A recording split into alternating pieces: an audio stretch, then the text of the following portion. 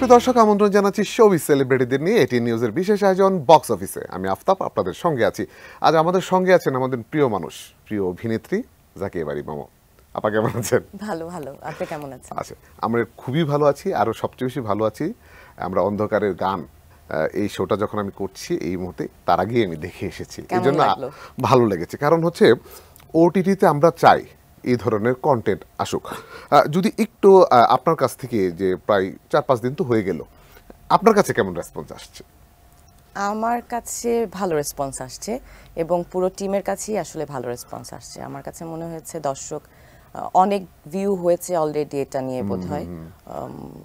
আমরা কিন্তু সোশ্যাল মিডিয়াতে অলরেডি এটা ক্লিপগুলো পাচ্ছি। হ্যাঁ, সেই মানে উইকি আসলে সাকসেসফুল। ও যে গল্পটা বলতে চেয়েছে, মানুষকে দেখাতে চেয়েছে, মানুষ দেখেছে। তো আমার মনে হয় দ্যাটস ভেরি নাইস। ওকে, আমরা তো মহানগরও দেখেছি মোশাররফ ভাইয়ের সাথে আপনাকে, আর এটা তো দেখলাম অন্ধকারের গানের মধ্যে। একটু মোশাররফ ভাই সম্পর্কে একটু জানতে চাইবো, যে মোমো আপার কাছে একটু। মোশাররফ ভাই আমার ভীষণ প্রিয় মানুষ, প্রিয় অভিনেতা। ওনার নিজের গুণে উনি প্রিয় অভিনেতা। ওনার সাথে কাজ করার যত এক্সপিরিয়েন্স আমার সবগুলাই দুর্দান্ত। তো উনি এত জানেন, ওনার কাছ থেকে শিখার খুব অনেক এলিমেন্টস পাওয়া যায়। আপনি চাইলে ওনার কাছ থেকে শিখতে পারবেন। কি ধরনের জিনিস হইতো এটা ছোটখাটো যদি আমাদের দর্শকদের জন্য, যে না, ওনার জীবনবোধ, উনি যেভাবে আসলে জীবনকে দেখেন, বা এই ধরনের ফিলোসফিক্যাল চিন্তাগুলাও আমার ওনার সাথে খুব ইন্টারেস্টিংলি মানে শুনতে আমার ভালো লাগে।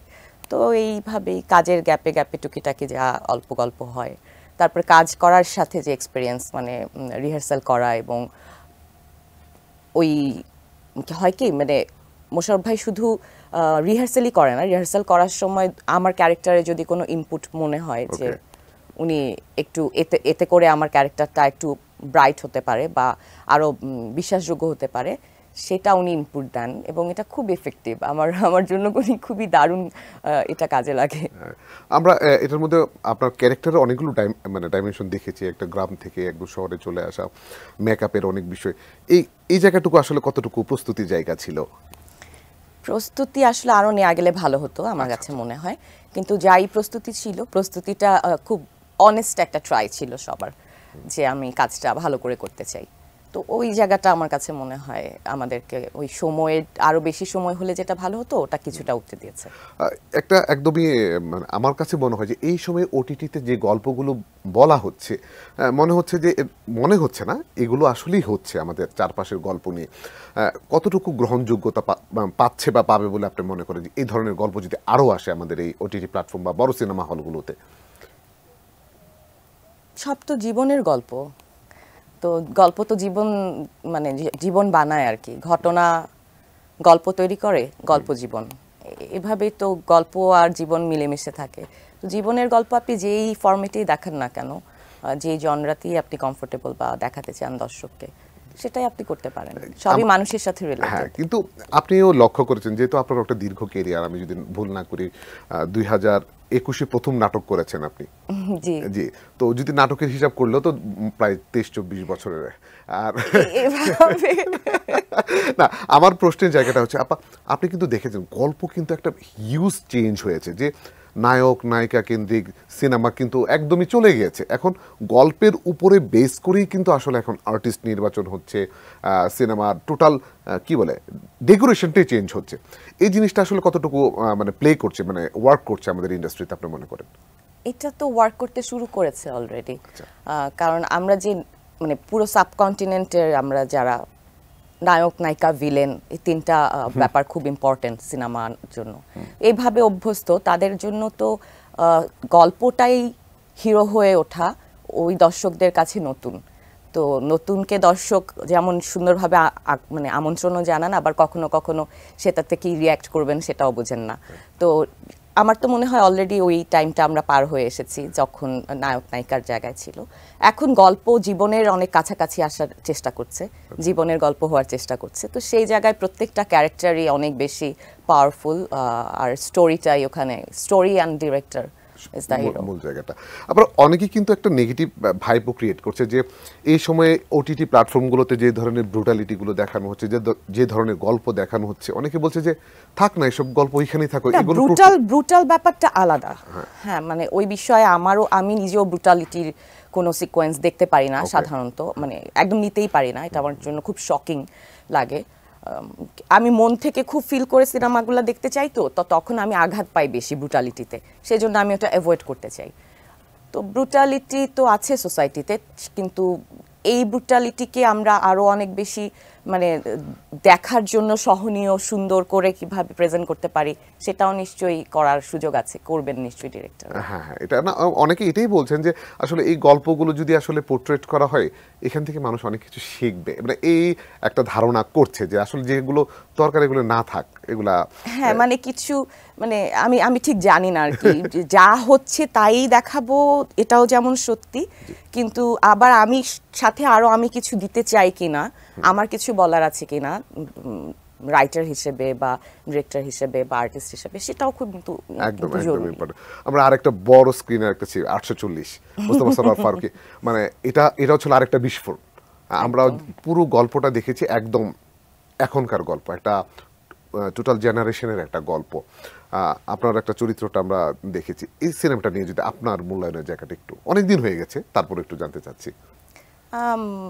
আমি একটা দুর্ঘটনার কারণে ছোট যেতে পারিনি প্রিমিয়ারে, তো তারপর আমরা বন্ধুরা মিলে গিয়ে দেখেছিলাম সিনেমাটা হলে। আমার বড় স্ক্রিনে দেখতে দর্শক হিসেবে আমার ভালো এক্সপিরিয়েন্স হয়েছে। ভালোর তো শেষ নাই, তো ওই আর কি, আমার ভালো ভালো এক্সপিরিয়েন্স হয়েছে। যে গল্পগুলোর কথা বলছি, যদি আমরা বলি যে হোয়াট ইজ নেক্সট, আমরা সামনে কি পাচ্ছি? Sky is the highest. ও না, আমরাও চাই যে আসলে আপনি মাঝে মাঝে বলেন যে আসলে প্ল্যান না থাকাটাও হচ্ছে আরেকটা বড় প্ল্যান, যে সামনে আসলে অনেক কিছু ওয়েট করে, তো সেখান থেকে এসে যদি কোনো কিছু নতুনের কোনো আভাস যদি আমরা পাই। ওরকম মানে ব্যাপারটা এরকম না, ব্যাপারটা হচ্ছে যে আমি অনেক ধরনের ক্যারেক্টারে কাজ করেছি, তো আমি আরো আরো ফাইন টিউন কিছু করতে চাই।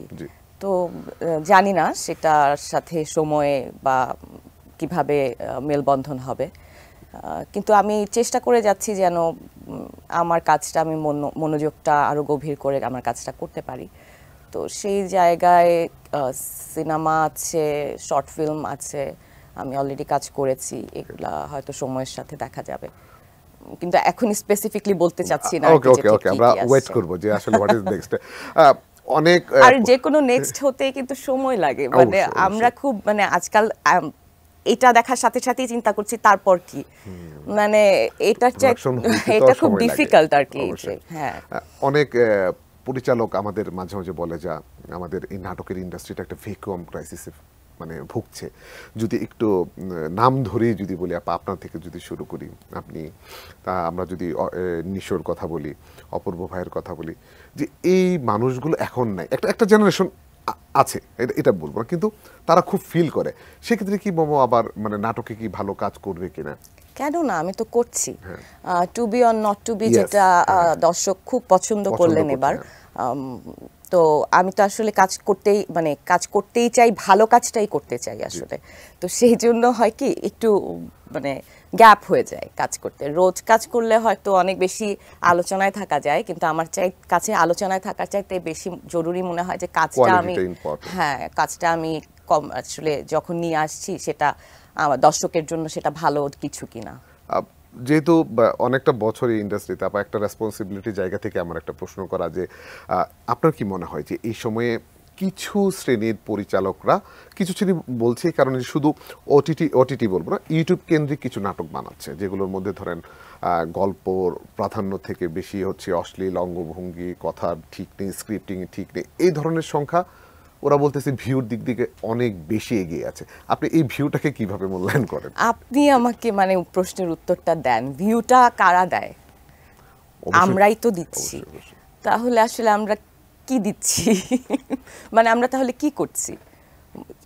এটাও ইম্পর্টেন্ট কিন্তু, তাই না? শুধু আপনি মানে কিসের ভিউ হচ্ছে আর কিভাবে আমরা সেই ভিউটাকে মানের খাতায় ফেলছি, আর কেন ভিউ নিয়ে শুধু আমরা এত কথা বলছি, কোয়ালিটি নিয়েও তো কথা বলতে হবে। কোয়ালিটি নিয়ে কথা বললে সে না কোয়ালিটির প্রতি মানুষের আগ্রহ তৈরি হবে বলে আমার মনে হয়। আর ভিউ একদম সময়ের প্রয়োজনে তৈরি হয়েছে, তো সেটা সময়ের সাথেই শেপ চেঞ্জ হবে, টাইম তো কনস্ট্যান্ট না। তার মানে কি আমরা কি দর্শক তৈরি করতে পারছি না, ভালো দর্শক তৈরি না কেন হচ্ছে, তো ভিউ হচ্ছে মানে তো দর্শক তৈরি হচ্ছে। এখন অনেকেই বলছে যে ভালো যে নাটক বলছে যে অনেক ভালো নাটকের ভিউ থেকে এসব নাটক বেশি ভিউ হচ্ছে, এটার কথা বলছেন। এটা দর্শক নিজেই বদলাতে পারেন, এটার একদম মূল নিয়ামক দর্শক নিজেই। দর্শক যেটাকে ভালো মনে করবেন সেটাতেই ভিউ হবে, সেটাই স্বাভাবিক।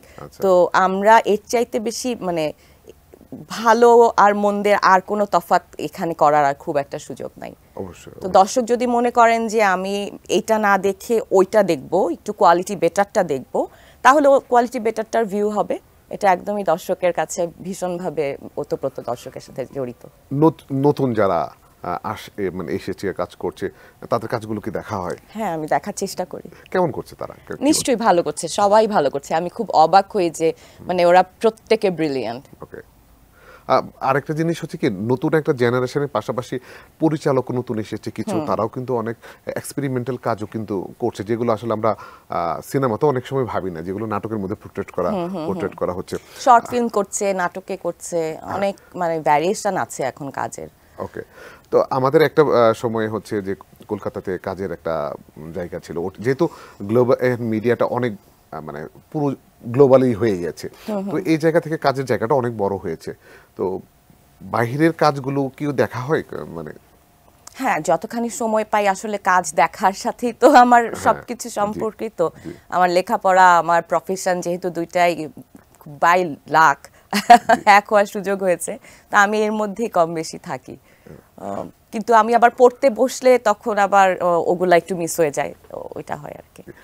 একটা সুন্দরী প্রতিযোগিতার মধ্য দিয়ে আপনাকে পেয়েছি, এরপর অনেকগুলো সুন্দরী প্রতিযোগিতা হয়েছে, এখনো হচ্ছে, কিন্তু এই যে লং রান, প্রায় আমি প্রথমেই বলেছিলাম যে প্রায় 19 বছর 18 বছর যে ক্যারিয়ার, যে 18 বছর, আমি অষ্টাদশী, আচ্ছা, এই ক্যারিয়ার, কিন্তু এখনকার সময়ের অনেক তারকারা এই ফ্লোটা ধরে রাখতে পারছেন, হারিয়ে যাচ্ছে। এটার মূল কি কারণ হতে পারে আপা, বলেন তো? এটা খুব মানে খুবই এক এক সময় এক এক কারণ হতে পারে, অনেক কারণ জড়িত। কোনটা মানে স্পেসিফিকলি যে আসলে নতুনদেরকে তো মানে নতুন কি, আমরাও তো নতুনই ছিলাম, মানে এতদিন ধরে কাজ, যখন নতুন কাজ করেছি তখন নতুনই ছিলাম। কখনো এইভাবে তো চিন্তা করিনি যে আমি সারা জীবন কিভাবে পার করব। আমি একটু একটু করে একটা কাজ ভালো করার চেষ্টা করেছি, আরেকটা কাজ এসেছে, আরেকটা কাজ ভালো করার চেষ্টা করেছি, এভাবে প্রতিদিন প্রুফ করে করে। তো নিজেকে আসলে প্রতিদিন প্রুফ করেই টিকে থাকতে হয় বলে আমার মনে হয়, মানে ইন্ডাস্ট্রির জায়গায়। তো সবাই যে যার জায়গায় প্রুফ করছে, সে তার জায়গায় ঠিকভাবে থাকবে, এটাই নিয়ম। তো মম আবার একদম প্রথম দিকে আমরা যে পরিচয়টা জানি, প্রায় 10 বছর ব্রাহ্মণবাড়িয়া থেকে এসে নাচ, ছোটবেলায় নাচ শিখে গিয়েছে, নাচের একটা বড় ক্যারিয়ার আছে। আপনি ডাবিং করেন, দুর্দান্ত কিছু ডাবিং করেন, এই জিনিসটা আমার মানে আমার জানা, আপনি জানলেন কোত্থেকে? এটা আমি শুনেছি যে এটাও কি একটা ভালো ক্যারিয়ার হতে পারে না আপা? হ্যাঁ, এটা অনেকের জন্যই তো ক্যারিয়ার হিসেবে কাজ করছে। অবশ্যই কাজ করতে পারে, বড় হতে পারে। ইন্ডাস্ট্রিটা যত বড় হবে ততই তো কাজের সুযোগটা আসলে বাড়বে। তো সেক্ষেত্রে আমরা ইন্ডাস্ট্রিটাকে কি করে বড় করা যায়, ওইটা যদি করা সম্ভব হয় সবাই মিলে, এবং কোয়ালিটি কাজ যদি থাকে, তাহলে কোয়ালিটি কাজ সাস্টেইন করে, তো ওইটার একটা আলাদা মূল্য তৈরি হয়। আসলে সম্ভব, মানে অনেকগুলো লেয়ার আছে। কিন্তু দেখেন, আমি কি কখনো ভেবেছি অভিনয় আমার ক্যারিয়ার হবে? আমি তো মফস্বল শহরের একটা সাধারণ পরিবারে জন্মগ্রহণ করা। আমার পরিবারের এমন কোনো সদস্য এর আগে কখনো অভিনয়ের সাথে জড়িত ছিল না। তো আমি প্রথম জেনারেশন, এরকম অনেকেই আছেন আমাদের সাথে। তো আমরা সাহস পেয়েছি কিভাবে? আমরা সাহস পেয়েছি আমাদের সিনিয়রদেরকে দেখে, যে ওনাদের সময় এটাকে ওনাকে দেখে বড় হয়েছি, ওনার অভিনয় দেখে বড় হয়েছি। তো উনি যে ইন্সপিরেশন তৈরি করেছেন যে অভিনয় করেও একটা পেশা হিসেবে, স্বতন্ত্র পেশা হিসেবে নেওয়া যায়, তো সেটা তো আমরা ওভাবে পেয়েছি। তো ওই জন্য আমি যথেষ্ট কৃতজ্ঞ। আমি জানি তো আপনার বাবা একটা পলিটিক্যাল ব্যাকগ্রাউন্ড আছে, তো স্যার পাশাপাশি ছিল অনেক আগে। আব্বার পলিটিক্যাল ব্যাকগ্রাউন্ড তো প্রত্যেকেরই কম বেশি ছাত্র সময়ে থাকে। আচ্ছা, সেক্ষেত্রে কি আমরা কি মমকে কি কখনো এই রাজনীতির মাঠে, থ্যাংক ইউ সো মাচ, আমরা আসলে এই মমকে আসলে অভিনেতার এই স্ক্রিনে আসলে দেখতে চাই। একদম পারফেক্ট। মম ভাই, একটু ছোট্ট র্যাপিড ফায়ার। ছটা শট। আমি জানি আপা এটা খুব ভালো খেলেন আপনি। মোমো, কোন ধরনের মোমো খেতে পছন্দ করেন? I love momo, chicken momo. Okay okay. ধরেন আপনি বুফে খেতে গেলেন, আমরা হয় না প্রথম তো আমরা হালকা খাওয়া, তো ভারী খাওয়ার মধ্যে কোন খাবারটা সর্বপ্রথম মামা পছন্দ করেন, যে কোনটা আমি আগে নিব? আমি আসলে ভারী খাওয়ার মাছ মনে হয় সবচেয়ে, যে আমি এটা পরে নিব। Soup Okay. দিয়ে শুরু করে তারপর সবজি আর সাথে মাছ, মানে খুব বেসিক আর কি। এর চেয়ে বেশি বুফে হোক আর যেই হোক, যেভাবেই হোক খাবারটা, এর চেয়ে বেশি খাওয়া সম্ভব না আমার পক্ষে। কোনো প্রাক্তনের কোনো বিয়ের অনুষ্ঠানে যাওয়া হয়েছে কখনো? না, এখনো সৌভাগ্য হয় নাই। আপনার একটা প্রশ্ন আপনার কাছে ছুড়ে দিচ্ছি, শীতকালে বাথরুমের দূরত্ব বেশি দূরে না চাঁদের দূরত্ব বেশি দূরে? ও, নির্ঘাত ওয়াশরুম, এতে কোনো সন্দেহ নাই। মানে ওইটা কিন্তু আমার একদম মনে হয়েছে যে ওটা ফিল থেকে আমি লিখে ফেলছি। আমার কাছে চমৎকার লেগেছে, আমি যখন আজকে স্টাডি করতে গিয়েছি আমার কাছে খুবই মজা লেগেছে। আমি আপাকে আমি নিজেই জিজ্ঞেস করবো জিনিসটা। আপনার তো অনেক ক্রাশ আছে, আপনি কার উপরে ক্রাশ খান? ফারহান আক্তারের উপরে ক্রাশ খাই। কার্টুনিস্ট? না, ও যে জাভেদ আখতার সাহেব বিদেশি। বিদেশি। হ্যাঁ হ্যাঁ, অবশ্যই মোর্শেদ মিশুর প্রতি আমি ক্রাশ খাই, কারণ ওর দুর্দান্ত ফায়ারি একটা এনার্জি আছে এবং সে দুর্দান্ত আঁকে। তার ভাবনাগুলা খুব পলিটিক্যালি খুব ক্লিয়ার, মানে পরিষ্কার মনে হয় আমার কাছে। পলিটিক্যালি না হোক বা সোশিও ইকোনমিক যেভাবেই হোক না কেন, তো ওই জায়গা থেকে আমি অবশ্যই তার ভালো লাগে আমার। ওকে। হয় না আমরা মাঝে মাঝে হয় যে আমরা আসলে যদি মাঝে মাঝে কল্পনা করি যেটা আর কি, যে কাজকর্ম না থাকলে যে আমরা যদি ভ্যানিশ হয়ে যেতে পারি, যদি ভ্যানিশ হয়ে যাওয়ার কখনো সুযোগ হয়, আপনি কোথায় যাবেন ভ্যানিশ হয়ে? যে কোনো জায়গায় যাইতে পারি। আমি ভ্যানিশও হয়ে গেলাম, আবার আপনাকে বলেও দিলাম, তাহলে তো ঠিকানা বলা হয় না হয়ে যে আমি গেল। ভ্যানিশ হয়ে এই তারকাগুলোকে দেখবো যে আমার নামে কি কি বলে, না না না না না না, মানে কোনো ব্যাংকের বুথে ঢুকে যাবে? একদম না, আমার এই ধরনের কোনো এক ফ্লিকারের জন্য চিন্তা আসে নাই। আমি ভ্যানিশ হয়ে গেলে কোথায় চলে যেতে পারি? কোথাও অনেক দূরে, কোথাও মানে যেখানে কিছু নাই এরকম কোনো জায়গায় চলে যেতে পারি। একদিনের জন্য বাংলাদেশের প্রধানমন্ত্রী বানিয়ে দেওয়া হলো, কি করবেন? হবই না আমি। ওকে, এত বড় সুবর্ণ সুযোগ আপা নিল না। আচ্ছা ওকে, ঘুম থেকে উঠে দেখলেন যে আপনার মাথার পাশে হচ্ছে আমাদের হুমায়ুন ফরিদী স্যার বসে আছে, কি করবেন? আমার খুব ভালো লাগবে, আমার মনে হবে যে ওয়াও, উনি বেঁচে আছেন। যদি সত্যিই হতো ব্যাপারটা, ভালো হতো। ওকে, আমরা তো এই জীবনে অনেক ধরনের গিফট পেয়েছি, মোমোর লাইফে সবচেয়ে দামি গিফট কি পেয়েছে মোমো? চিঠি। কতগুলো? অনেক। জাহাঙ্গীরনগরে থাকাকালীন সময়? মানে আগে পিছিয়ে নানা সময়। ও আচ্ছা ওকে। যদি একটা ভুল শুধরে নেওয়ার সুযোগ দেওয়া হয়, মোমো কোন ভুলটাকে শুধরে নেবে?